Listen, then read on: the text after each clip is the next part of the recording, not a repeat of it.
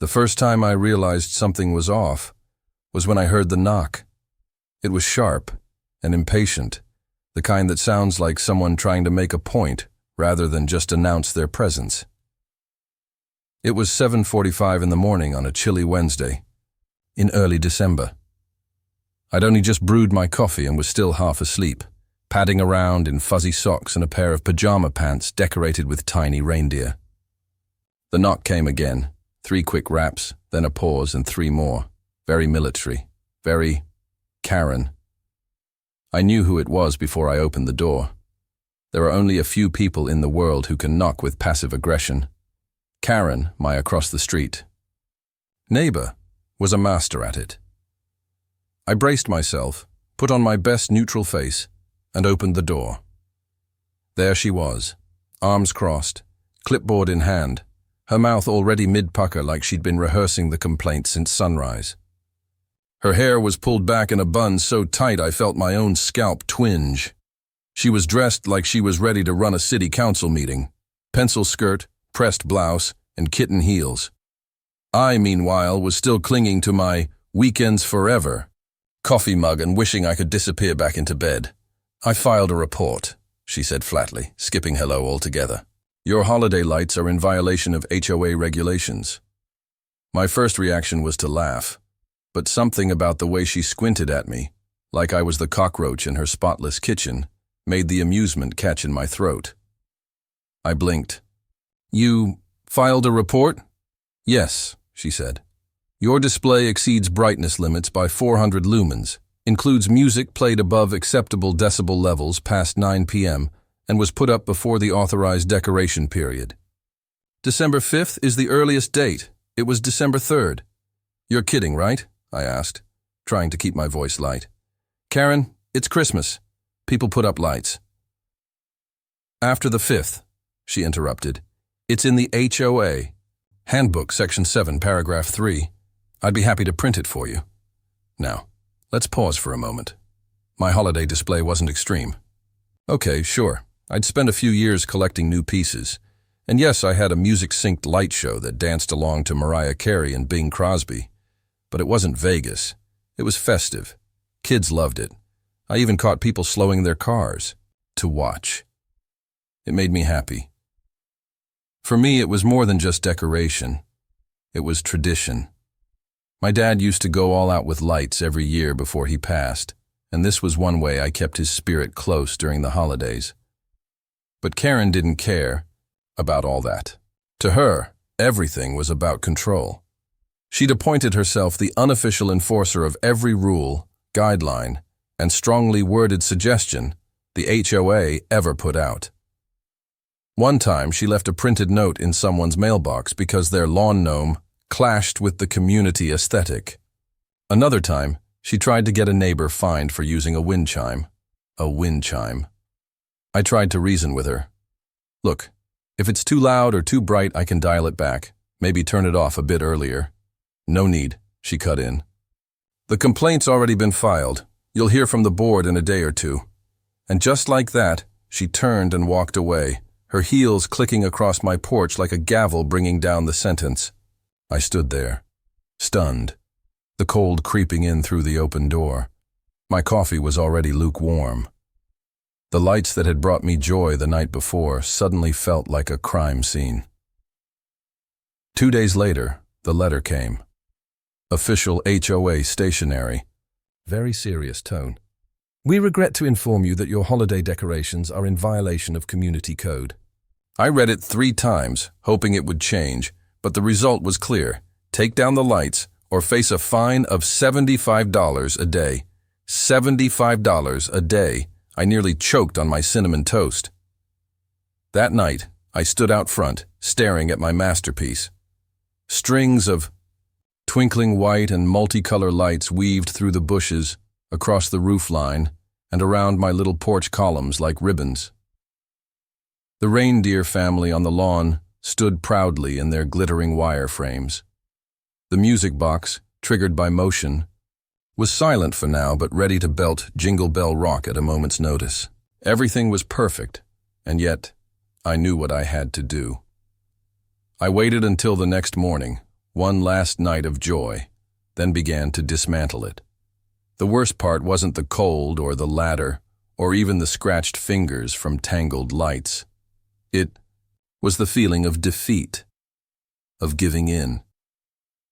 I felt like I was erasing joy, bulb by bulb. Neighbors walked by, confused. One asked why I was taking it all down. I explained, and they shook their head. "Karen strikes again," one of them muttered. By noon, everything was packed back into bins and stacked neatly in the garage. My house, once alive with color and sound, now looked blank and hollow. The porch lights flickered on automatically that evening, casting the faintest yellow glow over the empty lawn. Across the street, Karen's porch light buzzed faintly, unwavering, almost smug. I spent that evening in silence, scrolling through social media where everyone else was posting pictures of their holiday cheer. It wasn't about the lights anymore. It was about what they meant: community, tradition, celebration, all of which felt like they'd been taken away by one woman with a clipboard. But even then, even as I sat there, sipping a second cup of coffee and watching my cat bat at an ornament I hadn't had the heart to hang, something in the back of my mind stirred, a whisper of defiance. Maybe it was the ghost of my dad, who would have found a way to turn the whole thing into a running joke. Maybe it was just the spirit of Christmas trying to find a crack in the gloom. Whatever it was, it didn't let me stay bitter for long, because while Karen thought she'd dimmed my lights, she had no idea what she'd actually lit up. After packing away the lights, things felt strangely quiet, not just around the house, but inside me too. It was like the color had been drained out of my December, and every evening I sat with that hollow silence pressing on my chest. The house, once vibrant with reds and golds, was now a dull gray figure among a neighborhood slowly coming alive with holiday cheer. My neighbors began putting up their decorations, lights around windows, wreaths on doors, inflatable Santas bobbing lazily in the winter wind. Everywhere I looked, joy seemed to be popping up like crocuses after frost. Everywhere, except my place. I tried to distract myself. I baked cookies. I watched cheesy holiday movies. I even rearranged the living room furniture twice, but nothing quite worked. Each time I looked out the window and saw the blank front lawn, it was like I'd lost a little battle I hadn't even agreed to fight. And then, one night, something odd caught my eye. It was nearly midnight, and I'd gone outside to take out the trash. The neighborhood was silent, save for the soft hum of Christmas lights from the houses around. But across the street, at Karen's place, there was movement. Not just the flicker of porch lights or a cat in the window, real movement. Karen was outside, dragging something large and unwieldy from her garage to the lawn. I squinted through the darkness. Boxes. Not just one or two, but a whole stack, all labeled with blocky black letters: holiday lights, decor front lawn, snow unit. She was struggling a bit, but determined. I watched from behind my garbage bin, utterly confused. This woman, this same woman who had reported me for having lights up too early, was preparing to do a full holiday display. I stayed there longer than I probably should have, eyes barely peeking over the bin as she went back and forth, box after box. At one point she paused, cracked her knuckles, and checked her phone like she was following some kind of blueprint. That's when I knew something bigger was going on. Karen didn't do anything small. If she was up at midnight prepping for Christmas, this wasn't just going to be twinkling icicle lights. This was a production, and I was right. The very next morning, her driveway was filled with trucks. Not delivery vans, specialist trucks. One was labeled Light Show Technicians, another Seasonal Installations Inc., and then came the people. A whole crew, all in matching jackets, some with ladders, some unspooling massive coils of extension cords. There was even a guy flying a drone, presumably to get aerial shots or map the lighting grid. I stood at my window holding a cup of coffee, eyebrows practically meeting my hairline. For someone who was obsessed with rules, Karen was now making her own. And she wasn't just dipping a toe into the holiday spirit. She was cannonballing into it, full force. By the afternoon, things started to take shape. Large arches were constructed at the end of her driveway. A row of mechanical elves was placed on her lawn, each wired to move independently. Lights were wrapped around every available surface: trees, windows, gutters, even the mailbox. A full-size sleigh with animatronic reindeer was wheeled into position and anchored to the lawn with spikes. It didn't stop there. A massive inflatable Santa was brought out, the kind that takes 2 adults to stand upright. But this one didn't. Just inflate. It moved. It waved, nodded, and when fully inflated, turned its head slowly back and forth like a parade float on parade day. There was a countdown clock installed on her porch, which ticked down to Christmas Day with glowing red numbers. She even installed a faux snowfall machine, so her driveway looked like it had just been dusted by the North Pole itself. I was dumbfounded. People started showing up by sunset. I wasn't the only one curious. Families walked by, pointing and taking photos. Cars slowed, headlights dimmed, and windows rolled down to soak in the spectacle. Some even stopped entirely, double parking just to watch the display fully activate because, oh yes, there was a show. At exactly 6 p.m., Karen walked out onto her porch like she was about to conduct an orchestra. She pressed a button on a remote, and the entire house lit up in sync with music blasting from hidden speakers.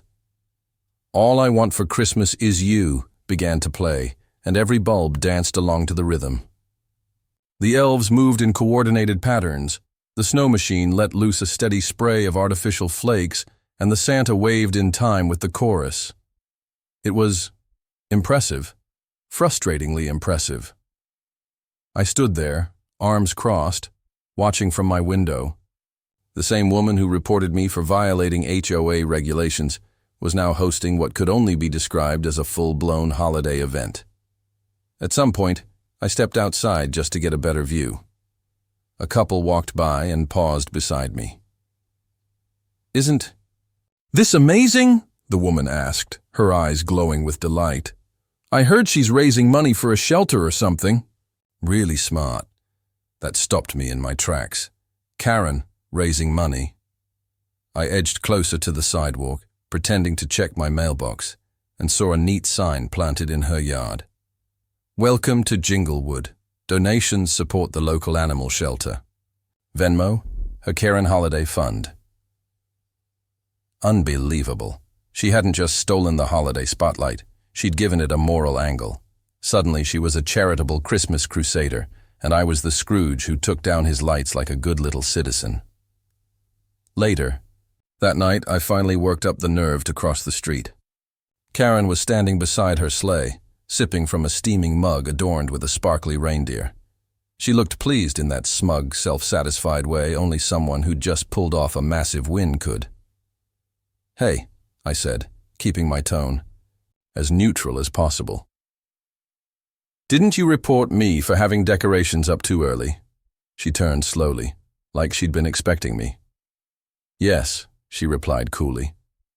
"You were out of code. Brightness, timing, noise." I blinked. "But this is 10 times what I had," she smiled, sipping her cocoa again.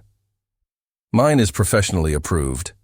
Solar-powered, timed to within HOA guidelines. I filed all the permits. Plus, it's for a good cause." I stared at her, utterly baffled. She'd found a loophole. No, she'd created one. She'd used the same rules she enforced to shut me down to build her own Christmas empire, and she made herself untouchable. And that's when it hit me. Karen didn't hate lights. She hated losing control. She didn't report me because she was anti-Christmas. She did it because I'd beat her to the punch. So she retaliated not with pettiness, but with an escalation. She turned the street into a stage. And whether I liked it or not, she'd just stolen the show. By the time Karen's holiday extravaganza had been running for a few nights, the buzz around the neighborhood was undeniable. People weren't just noticing it, they were flocking to it.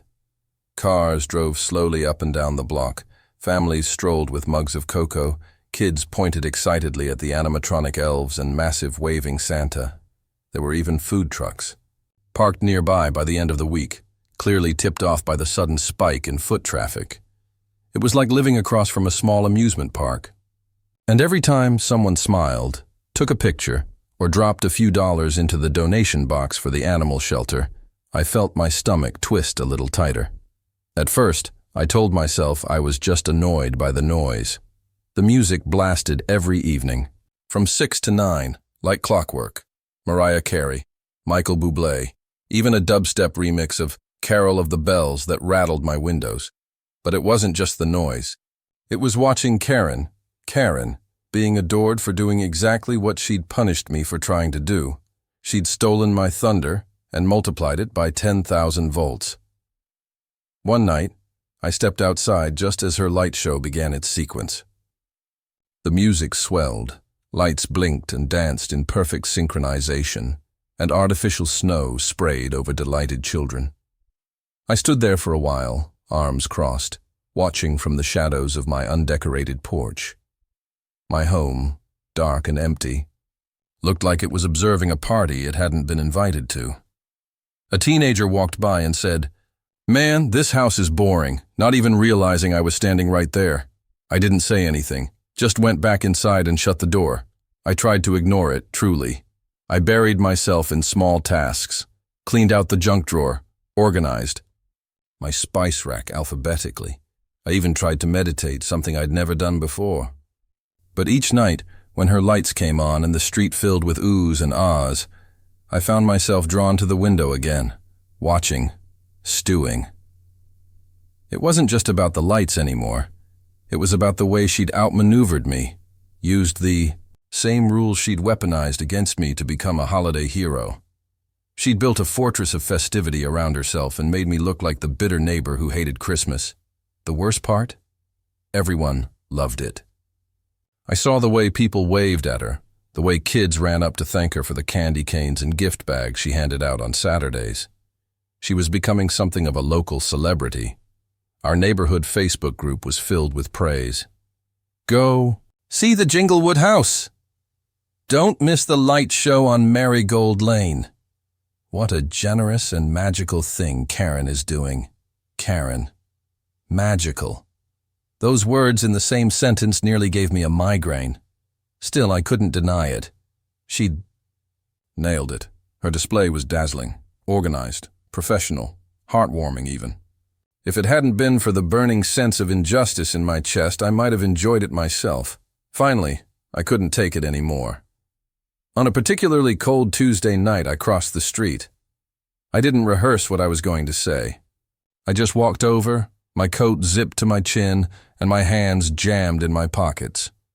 She was standing near her sleigh, talking to a couple of wide-eyed toddlers about how the elves would dance every time they sang loud enough.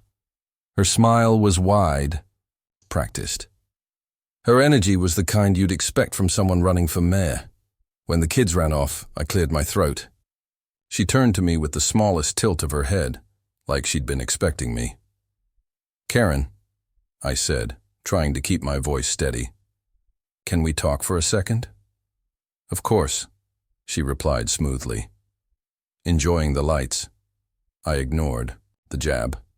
"You reported me for a display that was nothing compared to this." She shrugged. "Yours didn't follow the guidelines. I'm sure you read the letter. Yours had unregulated lighting, excessive decibels, and you put it up 2 days, before the HOA start date. And this?" I gestured around us. "This is..." "What, a community service?" She nodded, calm and collected. "Yes, it's for the animal shelter. I filed all the necessary permits, coordinated with the HOA, and even received a noise variance from the city council. Everything's above board. I worked hard to make sure it was flawless." It was so matter-of-fact, so perfectly executed, I wanted to scream. "You could have just asked me to turn the volume down," I muttered, "instead of reporting me." Karen looked at me for a long moment. Then, in a tone that was almost kind, she said, "I don't dislike decorations. I dislike chaos. Yours was unstructured. This, she waved a hand around her glowing display. This is order, and it helps a good cause. That was it. The final twist of the knife. She wasn't just doing more, she was doing it better in her eyes. Cleaner, more organized, with purpose. She didn't want to ruin Christmas. She wanted to control it. I walked back across the street feeling a strange mix of frustration and awe. Karen had played the game and won. Not just won, dominated. Back inside, I collapsed on the couch. I wasn't angry anymore. I was tired. But beneath that, something else stirred, an idea. If Karen's real issue had been control, maybe the way to fight back wasn't to compete on her level. Not with more lights, not with louder music. What if I didn't compete at all? What if instead I collaborated? No, not with her. That was ridiculous. But what if I reached out to the neighborhood? What if a bunch of us, quietly, calmly, put together something different? A contrast to her chaotic light circus. Something subtle, peaceful, elegant. Something that couldn't be shut down because it didn't break a single rule. A smile crept across my face. If Karen wanted a Christmas war, she'd already won it. But maybe it was time to start something else entirely. Not a war, a movement. The next morning, I got up early. Not because I had to, but because something had shifted inside me. The bitterness that had been simmering for days had cooled into something clearer. Resolve. I poured my coffee, stood at the front window, and looked out across the street. Karen's Jinglewood display was quiet in the dawn light, resting like a sleeping giant after another night of electric glory. I wasn't going to try to outshine her. That wasn't the plan anymore. Competing with Karen on her terms was like stepping into a boxing ring with a heavyweight champion when you were just learning to throw a punch. It was never going to be a fair fight. But maybe, just maybe, I could shift the spotlight, not with volume, but with something else, something deeper. I started by calling Mark, the neighbor 3 houses down who always had his garage door open while woodworking. He'd stopped me the week before and said it was a shame about the lights. When I pitched the idea, he didn't even hesitate. "I'm in," he said. "Honestly, I've been wanting to do something simpler for years. Karen just makes everything feel so overwhelming." By noon, I had 5 more people on board. Sarah and her wife Janine, the couple, with the new baby, the Singh family, who always put out paper lanterns on their porch but kept things low-key. Even Mr. Hollis, the retired schoolteacher who never decorated but always watched from his window, said he'd help if someone showed him how to untangle. Lights. The idea was simple. Silent night. No music, no motion-activated elves, no inflatable snowmen waving at traffic. Just soft lights, handmade decorations, and stories behind each home's display. We decided to launch it on the 20th, 5 days before Christmas. A peaceful, community-wide contrast to the blaring pageantry across the street. Every night after work, people started quietly coming together. Not in showy crews with drones and blueprints, but in backyards, garages, and living rooms, stringing lights and crafting ornaments. We shared supplies, gave each other tips, helped older neighbors wrap their trees with soft golden strands. A few of the teens from the neighborhood helped make flyers that said simply, "Silent Night, December 20th, 25, a walking tour of peace and light, a moment to breathe, join us." We printed them on recycled paper and taped them to lamp posts and mailboxes. Karen noticed, of course.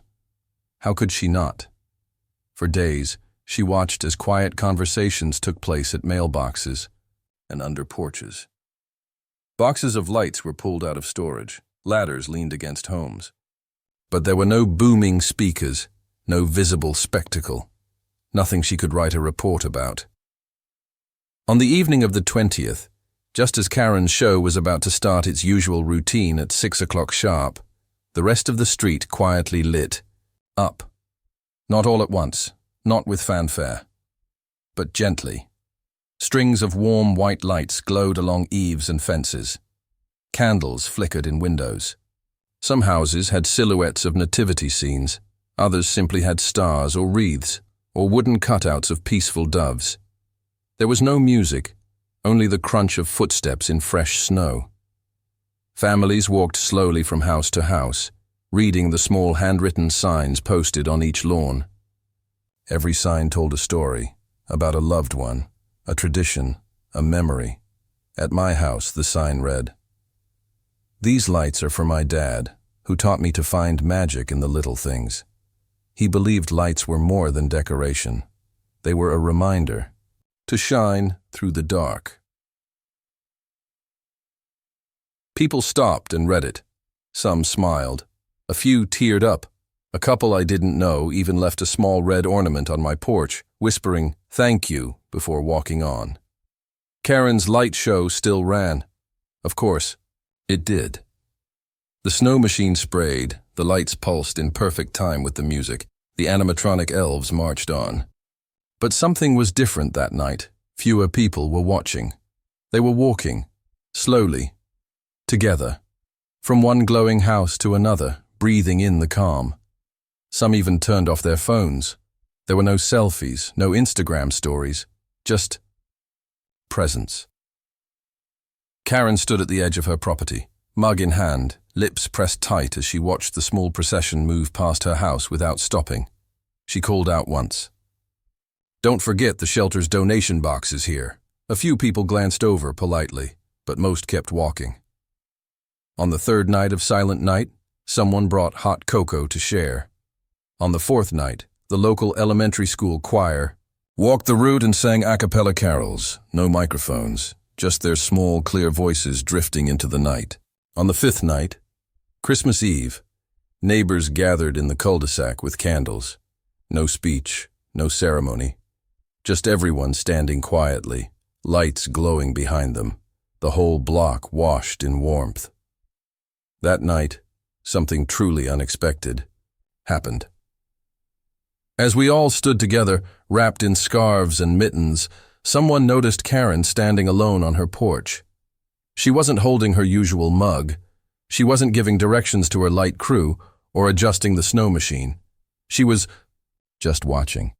I saw her eyes drift from house to house, the soft glows, the signs, the small gatherings. Something flickered in her expression. Maybe confusion, maybe something else. She looked like she wanted to say something but didn't know how. After a while, she turned and disappeared inside. I thought that was it. But the next night, Christmas Day, when I took my nightly walk past her house, I stopped in my tracks.